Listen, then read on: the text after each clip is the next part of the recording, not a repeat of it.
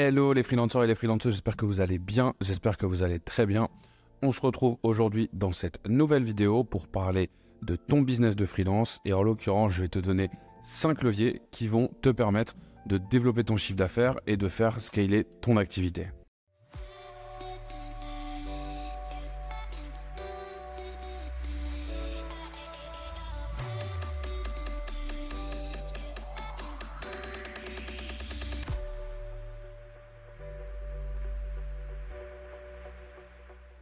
Avant de démarrer la vidéo, comme d'habitude, je t'invite à checker dans la description. Tu vas retrouver tous des liens utiles pour développer ton activité, pour trouver des infos, notamment le lien vers la Data Room TJM pour t'aider à tarifer ton activité et tes prestations, et également un lien vers notre guide des 48 plateformes de mission pour t'aider à trouver les bonnes plateformes et les bonnes opportunités de business pour toi.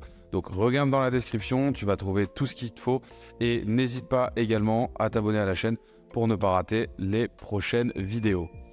Alors, 5 leviers qui vont t'aider à développer ton business, à scaler ton activité. Si tu es freelance et que tu fais comme la grande majorité des freelances de la régie, c'est-à-dire que tu factures un TJM, eh bien, tu restes dans une logique où tu vas vendre ton temps. Donc, tu restes dans une logique qui va être assez limitante en termes d'activité. Alors, c'est sûr que par rapport au monde du salariat ou du portage salarial, tu vas faire un gap qui est assez conséquent.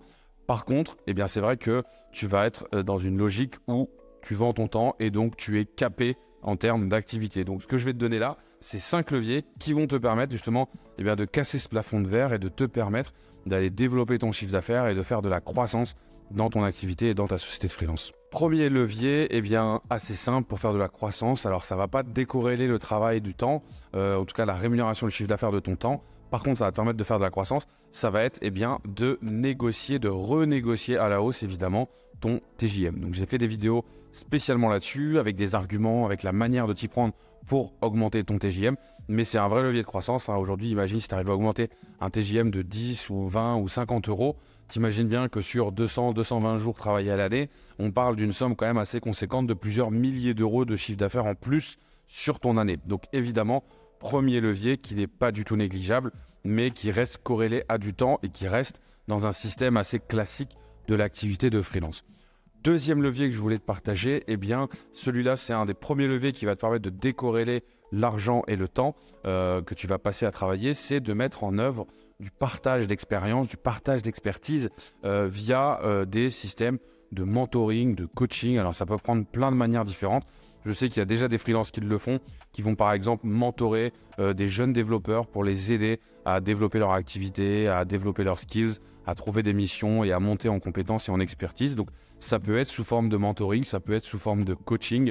Toute cette expertise évidemment que tu as, que tu vas pouvoir donner et transmettre aux plus jeunes de ton métier, évidemment ça a une valeur importante et tu peux le monétiser via par exemple des heures de coaching, des formules d'accompagnement pour t'aider à développer ton activité et à faire plus de chiffre d'affaires tout en décorrélant ça du temps, puisque tu vas pouvoir vendre, je sais pas, un coaching d'une heure peut-être 250 euros alors que ton TJM est de 500 euros. Donc tu te rends bien compte que ça décorrèle quand même beaucoup le temps, ou en tout cas ça te permet d'aller chercher des niveaux de rémunération qui sont beaucoup plus profitables. Troisième levier que tu peux mettre en œuvre, c'est l'investissement. Donc ça peut prendre plein de formes différentes évidemment, mais tu peux te retrouver à mettre en place des leviers d'investissement puisque tu es dans une activité qui génère des flux de trésorerie, qui génère de l'activité, qui génère du chiffre. Et donc tu vas pouvoir exploiter ces leviers-là par l'intermédiaire de leviers comme l'investissement dans des startups, comme l'investissement en immobilier. J'ai fait également des vidéos sur ces sujets-là, je t'invite à aller voir dans la chaîne.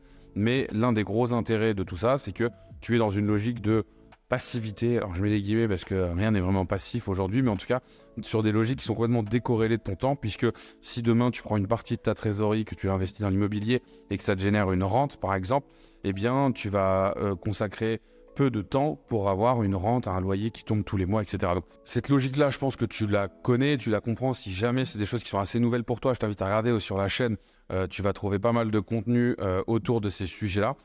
Mais en tout cas, cette logique d'investissement immobilier et de pouvoir décorréler le revenu du temps, c'est une logique très importante. Et l'immobilier, l'investissement de manière générale, est un excellent moyen de mettre en place ce genre de choses. Quatrième point que tu peux également développer pour scaler ton activité, eh bien, c'est de mettre en place des logiques d'apport d'affaires. Alors l'apport d'affaires, c'est quelque chose qui existe depuis très très longtemps et toi en tant que freelance, eh bien, tu peux mettre ça en place assez facilement par le biais simplement de ton réseau, puisqu'aujourd'hui tu es en mission chez un client.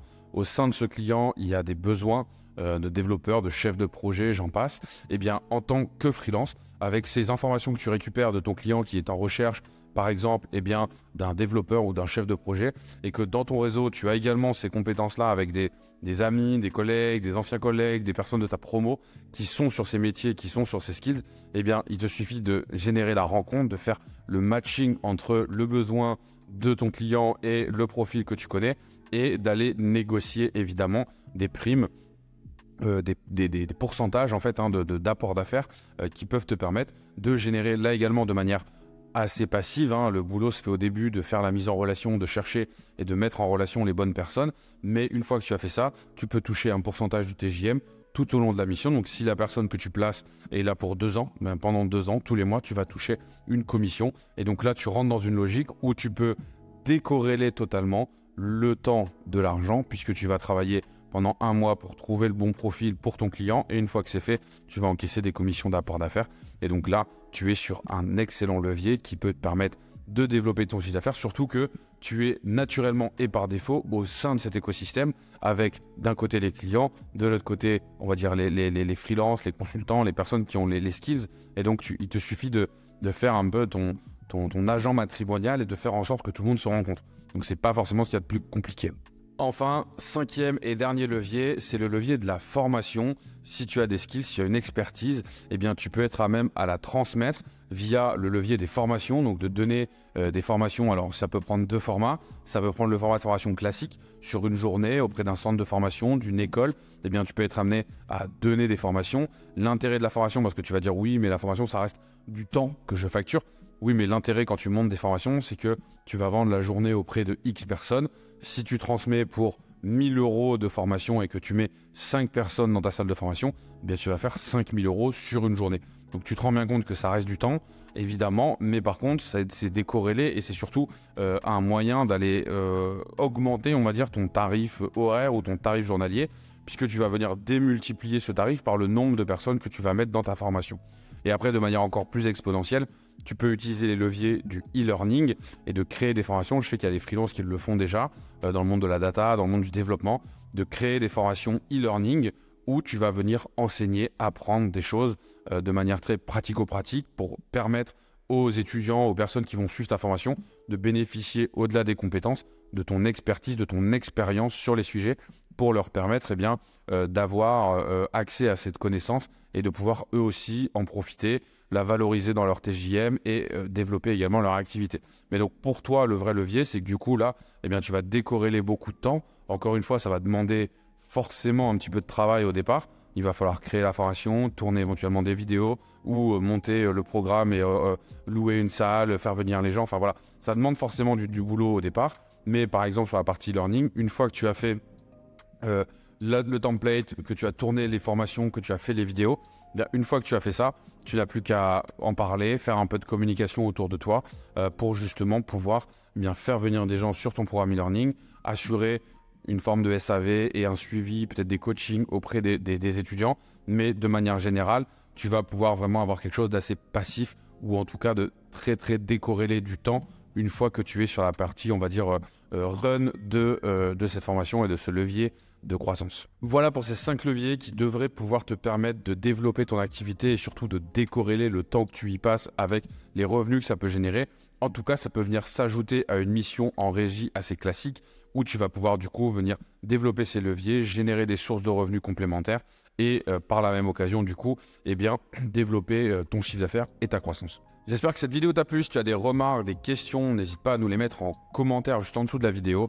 Tu vas retrouver également en dessous de cette vidéo tous les liens dont je t'ai parlé autour du freelancing, que ce soit la Data Room TJM, que ce soit le guide des 48 plateformes et plein d'autres choses. Donc regarde en dessous de cette vidéo, tu vas retrouver tous les contenus adéquats. N'hésite pas également à t'abonner à la chaîne pour ne pas rater les prochaines vidéos. N'hésite pas non plus à nous mettre un like si tu as apprécié le contenu. Ça nous donne de la force et puis surtout ça nous permet de continuer à toujours proposer davantage de contenu. Et puis accessoirement, c'est bon pour l'algorithme YouTube.